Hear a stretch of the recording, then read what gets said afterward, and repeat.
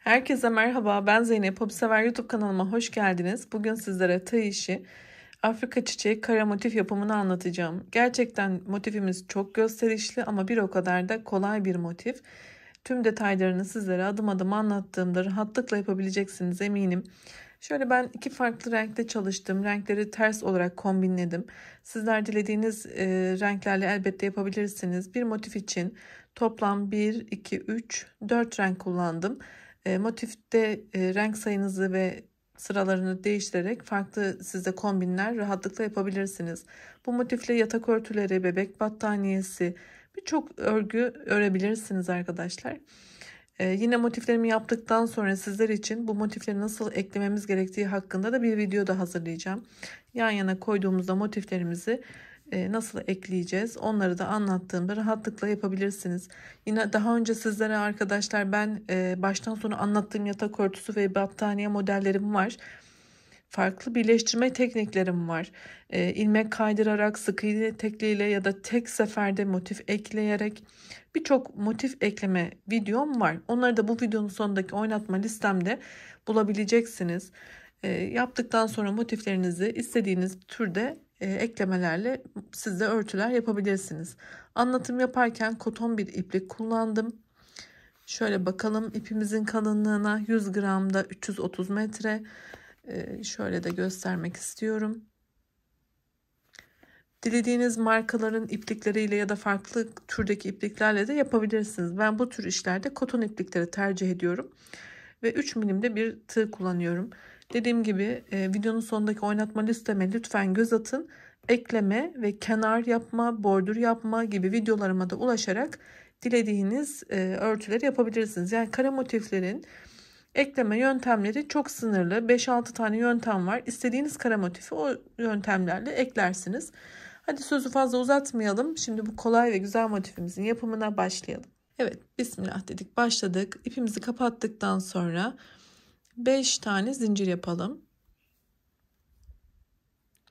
Başlangıçtaki zincire batarak ilmek kaydırıyoruz ve her iki ucu birleştirdik. Şu küçük ipi de önde tutacağım. Bunu yaparken arada kaybediyorum çünkü. 3 tane zincir yapıyorum. Tığımın üstüne doladım. Bu boşluğumun içerisine bir tane ikili trabzan yapıyorum. Zincirimle bunu 2 kabul ettim arkadaşlar. Şimdi arada bir tane zincir yapıyorum. Tığıma doladım.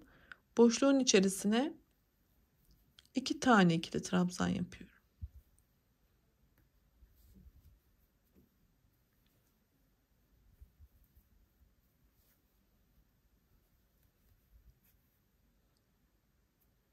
Şimdi tekrar bir zincir, 2 tane ikili trabzanımı yapıyorum.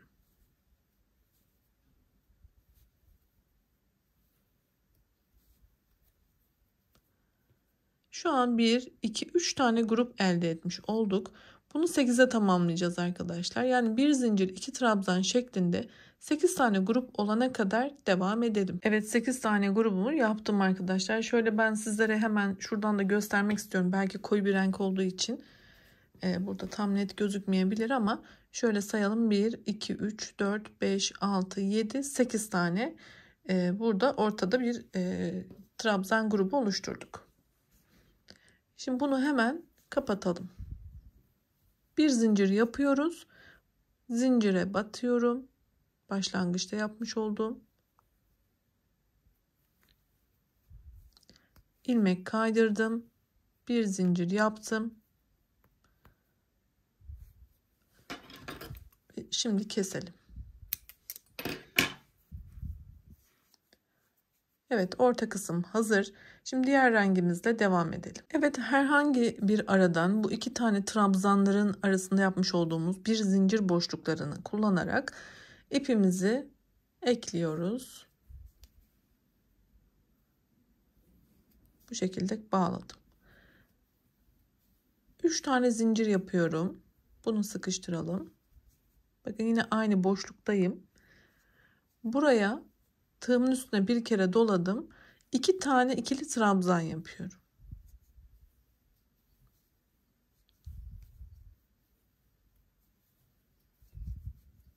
Şöyle bakalım. Arada bir tane zincir yaparak bir zincir boşluğunu kullanıyorum. Buraya da yine 3 tane ikili trabzan yapıyorum.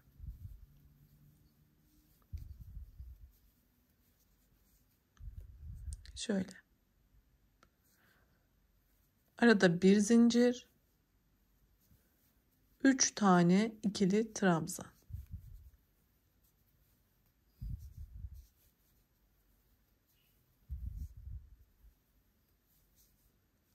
Tüm boşluklarda bunu devam ettirelim. Ben de yapıp geleceğim arkadaşlar. Videomuz fazla uzamasın. Aynı işlemi yapalım. Evet, yine 1, 2, 3, 4, 5, 6, 7, 8 tane üçlü trabzan gruplarımızı yaptık. Burada da bir tane zincir yaparak zincirimden ekliyorum. İlmek kaydırıp bir zincir yapıp kesiyorum.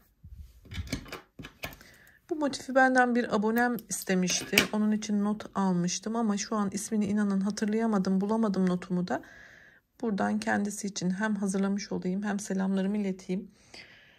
Şimdi diğer rengimize de devam edelim. Umarım sizler de faydalanıyorsunuz. Ben de çok mutlu oluyorum. Diğer rengimizi yapalım hadi. Evet, şu boşlukları kullanarak yeni rengimizle devam ediyoruz. İpimizi ekleyelim. 3 tane zincir yapıyorum. Burayı sıkıştırdım. Ve boşluğun içerisine bir tane ikili trabzan yapıyorum. Burada zincirimi de 1 kabul ettim. Yani 2 tane trabzan elde ettiğimi varsayıyorum. Ve 2 tane zincir yapıyorum. Aynı boşluğa tekrar 2 tane ikili trabzan daha yapıyorum. Şöyle bakalım.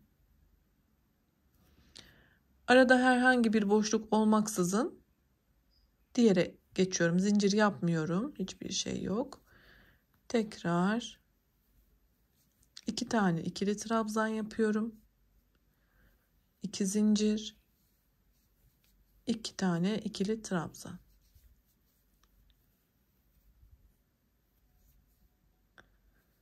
Aynı şekilde devam ediyorum. Tam bir tur yapalım.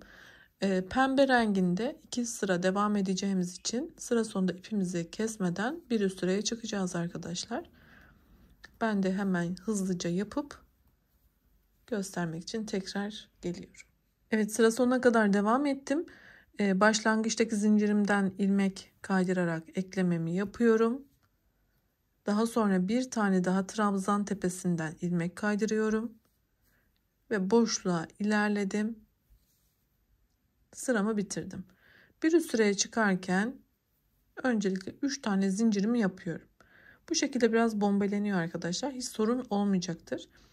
Tığıma ipimi doladım. Şimdi bu boşluğun içerisine 6 tane ikili trabzan yapıyorum.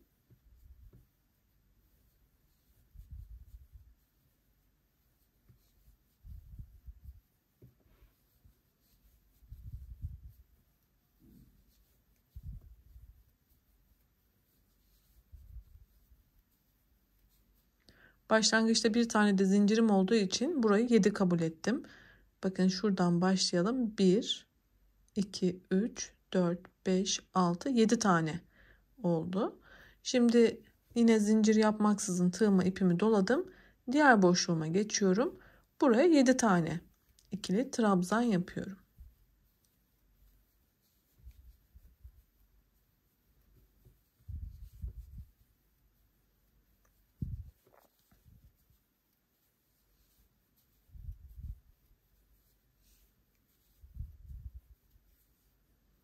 Hemen şöyle bakalım. 7. Şimdi bunu tüm boşluklarda devam ettirelim. Şu son kısma kadar yapalım. Evet, sona kadar devam ettim. Yine eklememi yapıyorum. Burada da bir zincir yaparak ipimizi keselim. Yeşil ipimle tekrar devam edeceğim. Bir çerçeve yapacağım arkadaşlar. Ve bu bombeliği de toplayacak aslında sık iğne yaptığımız için. Bir miktar daha düzelecek. Şimdi diğer ipimizi alalım. Evet, şimdi buradaki sık iğne işlemini yapacağız. Şu kısımları oluşturacağız arkadaşlar. Hemen şöyle herhangi bir yerden başlayacağım. Burada 7 tane trabzan yapmıştık biliyorsunuz. İlk trabzanımın tepesinden başlayarak yapacağım. Daha net anlatmış oluyorum. Hem de siz de kafanız karışmadan rahatlıkla başlarsınız. Burada ipimi sabitledim. Bunu bir kabul ediyorum. Şimdi yanındaki boşluğa geçiyorum. Buraya da bir tane daha sık iğne yapıyorum. Bunu da 2. Şu ipi de altta yürütüyorum. Bakın şuradan devam ediyorum. 3 4 5 6 ve 7. Yani tüm trabzanların tepesine bir tane sık iğnemi yapmış oldum. 7 tane sık iğne yaptım. Şimdi şuradaki uzun sık iğneyi yapacağım. Bu da bir sık iğne ama biraz uzun ve alttan battığımız için bu şekilde gözüküyor. Hemen yapalım. Bakın tığımı şu alttaki boşluktan geçireceğim. Şuradan batıyorum. İpimi aldım ve uzatıyorum. Burada kastırma yapmayacak kadar uzatmamız gerekiyor. Ve sık iğne yaptım. Biraz gevşek ve uzun bir sık iğne. Şimdi önümde tekrar 7 tane trabzanım var. Hepsinin tepesine birinciden başlayarak yine sık iğnelerimi yapıyorum. Bakın 1 2 3 4 5 6 7. Şöyle bakalım. Yine uzun bir ilmek yükseltiyorum. Sık iğne. Devam ediyorum. 7 tane sık iğnemi yapıyorum. Daha sonra uzun olan sık iğnemi yapıyorum. Bunu da tam bir tur devam ettirelim. Evet, sık iğneyi devam ettirdim. Başlangıç noktama kadar geldim. Burada da uzun olan sık iğnemi de yapıyorum. Ve ilk sık iğnenin tepesine şöyle batıyorum. Buradan da ilmek kaydırarak eklememi yapıp bir zincir yapıp ipimi kesiyorum. Ve artık çiçek kısmı hazır. Afrika çiçeği motifimizin çiçeği hazır. Bunu kare bir motife dönüştüreceğiz artık arkadaşlar. Bunun için beyaz ipimle ben zemin rengimle devam ediyorum. Şimdi şöyle göstereceğim tekrar. Burada 2 sıra beyazla ilerleyeceğiz. İlk sıramızda motifimizin bir kareye dönüşmesini sağlayacağız aslında. Daha sonra da bir çerçeve yapacağız. Çünkü çiçek formunda böyle girdili çıktılı noktalarını önce eşitlememiz gerekiyor. Bu da çok kolay. Hemen dediğim gibi size detaylarını anlatacağım. Şimdi şu sırayı başlayalım hadi. Evet, beyaz ipimizle devam ediyoruz. Beyaz ipimizi yapmış olduğumuz bu uzun trabzanın tepesindeki boşluktan ekleyerek başlatıyorum.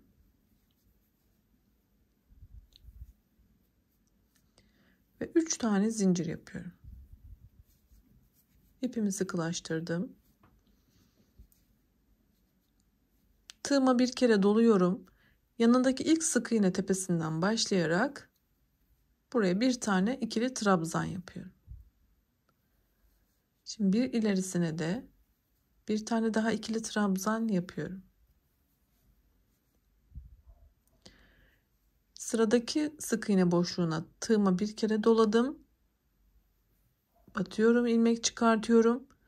3 ilmeği tek seferde çıkartarak yarım bir trabzan yapıyorum. Şimdi yan yana 4 tane sık iğne tepesine sık iğne yapıyorum. Bakın 1 2 3 ve 4. Oldukça yavaş yapmaya çalışıyorum görmeniz için. Şimdi yine uzun olan sık iğne tepesine geldim. Burada yine bir yarım trabzan yapıyorum. Yani tığıma bir kere doladım. 3 ilmeği tek seferde çıkarttım. Şimdi yine 4 tane sık iğne yaparak ilerliyorum.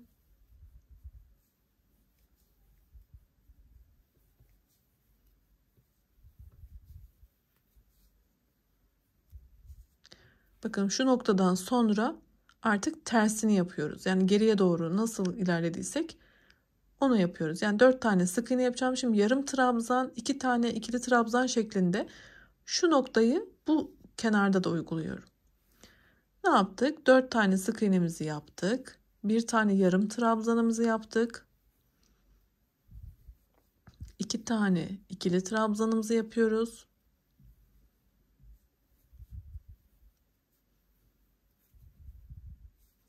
Ve yine uzun olan sık iğnemize geldik. Buraya ise üçlü trabzan yapıyorum. Aslında arkadaşlar burada zincirle başladığım için buradaki üçlü trabzan olarak kabul etmiştim. Şöyle bakalım. Bakın motifimiz inişli çıkışlı olduğu için bu çiçeğimiz. Önce yükseldik. Kademeli olarak alçaldık. Düz ilerledik. Ve tekrar kademeli olarak yükseldik. Şurasıyla burası birbirinin aynısı oldu. Yani şu orta kısımdan itibaren aynı şeyi tekrar zıt olarak devam ettik. Şimdi çevirdiğimizde ise bir köşe oluşturup aynı işlemi tekrar yapıyor olacağız.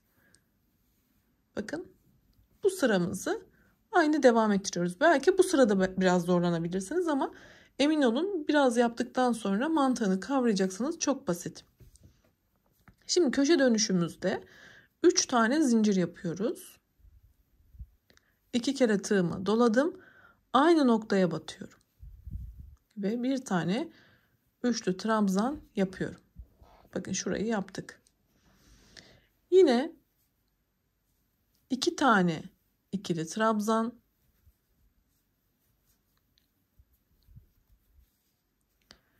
bir tane yarım trabzan, 4 tane sık iğne,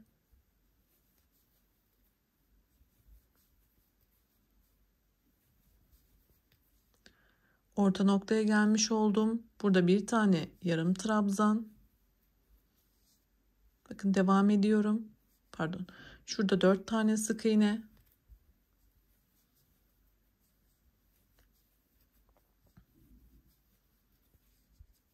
Bir tane yarım trabzan. 2 tane ikili trabzan.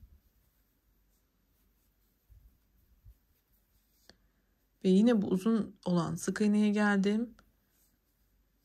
Bir adet üçlü trabzan. Köşe dönüşü olacağı için 3 zincir. Aynı yere üçlü trabzan. Şöyle bakalım. Buradaki ne yaptıysak burada aynısını buraya da uyguladık. Şimdi burada da devam ediyoruz arkadaşlar. Üçlü trabzanla başladığımız için 2 tane ikili trabzan, yarım trabzan, 4 sık iğne, yarım trabzan ve devam ediyoruz. Eğer şaşırıyorsanız bunu yazabilirsiniz ya da videoyu geriye dönük de sardırıp tekrar tüm 4 kenarı benimle birlikte yapabilirsiniz. Şu noktaya kadar ben hızlıca ilerleyeceğim. Bu noktada tekrar üst sıraya çıkmayı ve son sırayı da gösteriyor olacağım. Hemen yapıp geliyorum. Evet, son kısma kadar geldim. Burada yarım bir trabzan yaptım arkadaşlar. Bu sondaki bitirme kısmını yine göstermek istedim. 2 tane ikili trabzanımı yaptıktan sonra hiç boşluğumun kalmamış olması gerekiyor. Bakın bitti. Burada üçlü trabzanı yine aynı noktaya batarak yapıyor olmalıyız. Zaten aynı devam ettiyseniz sayılarımız birebir denk gelecektir. Şöyle. Evet, burayı bitirdik. Şimdi bir üst sıraya çıkacağız. Burada bir tane zincir yapıyorum. Tığıma bir kere doladım. Buradaki zincire batarak ilmeğimi çıkarttım. Tığımda 3 ilmeğim bekliyor. Bu üçünü tek seferde çıkartıyorum. Üst sıraya aynı renkle devam ediyor olduğum için. Bu şekilde iz yerini belli etmeden üst sıraya çıkmış olduk. 3 tane zincir yapıyorum. Tığıma bir kere doladım. Boşluğun içerisine bir tane ikili trabzan yapıyorum. Şimdi buradaki zincirimin tepesinden batıp bir tane ikili trabzan yapıyorum. Ve artık tüm trabzanların tepesine sırayla ikili trabzan yapıyorum. Birinci kenarımızı bu şekilde başlattık.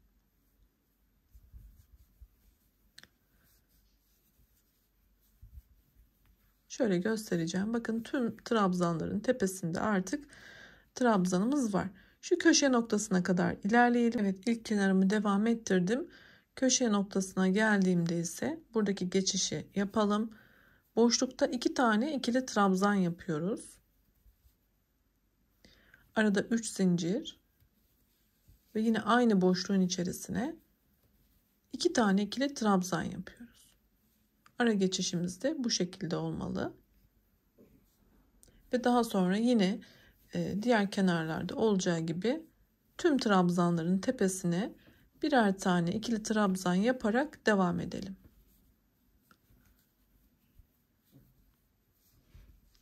Evet, sona kadar ilerleyelim. Bitişi yine anlatıyor olacağım. Evet, başlangıç noktama kadar devam ettim. Burada da bir köşe oluşturacağım için arkadaşlar 2 tane ikili trabzanımı boşlukta yapıyorum. Yine 3 tane zincirimi yapıp burada şöyle hemen ilk trabzanın tepesinden şöyle kaydırdım. Bir tane de zincir yapıp ipimi kesiyorum. Daha önce sizlere dediğim gibi arkadaşlar ilmek kaydırma yöntemi, sık iğne yöntemi, baştan sona motif ekleme yöntemi, birçok motifleri ekleme yöntemini anlattım. Yine örerken de nasıl bu motifleri ekleyeceğiz onunla ilgili bir video daha çekeceğim bu motiflerle. Sizler ama hangisini tercih ederseniz motiflerinizi onunla yapabilirsiniz, eklemenizi. Bu videomun sonunda olacaktır bu videolar. Bir kart çıkacak. O karta tıkladığınızda baştan sona anlattığım motifleri nasıl eklediğim battaniye, yatak örtüsü videolarım var. Motiflerinizi ekledikten sonra şu şekilde ekledikten sonra arkadaşlar şöyle yapalım hatta. Motiflerinizi ekledikten sonra kenar bordürünü, kenar tığlamasını anlattığım videolarla sizler de rahatlıkla yatak örtüleri, battaniyeler yapabilirsiniz. Beni izlediğiniz için çok teşekkür ediyorum. Kanalıma abone olmak ücretsiz. Abone olup bildirimleri açarsanız ücretsiz bir şekilde tüm videolarımdan haberdar olabilirsiniz. Yine kanalımda 1000'den fazla video var. Birçok farklı kategoride çalışıyorum. O yüzden oynatma listelerime de bir göz atın. Beğendiğiniz videoları da kaydetmeyi, paylaşmayı ve yorum yapmayı da unutmayın. Sağlıkla kalın, hoşça kalın.